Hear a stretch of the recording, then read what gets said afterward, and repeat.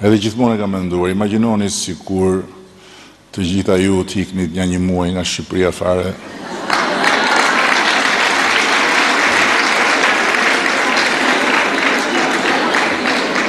Kur të ktheheshit ju siguroj që ky vend do ishte i mbushur me burra, me mjekra, me flok gjata, të palar rrugëve e të tjera e tjera.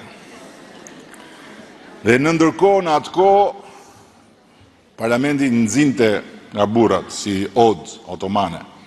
kurse qeveria e sapo formuar në mos gabon kishte vetëm një grua. Atëherë, këtu në këtë parti nisi dhe një revolucion gjinor që ushtri pastaj edhe jashtë e partije, duke rritur gradualisht, por sistematikisht pjesëmarrjen e grave dhe të vajzave në vendimmarrje. Rruga e hapur më parë në Bashkinë e Tiranës, kur unë praktikisht e ktheva përmbys për hir vërtetës me ndihmën e paçmuar të Musa Ulqinit, që aso kohë ishte kryetari i Partisë Tiranës dhe mua më mbronte kurrizin nga gjithë shigjetat e aparatit. Raportin burra gra në rolet drejtuese, gjë që ushtrin Partinë Socialiste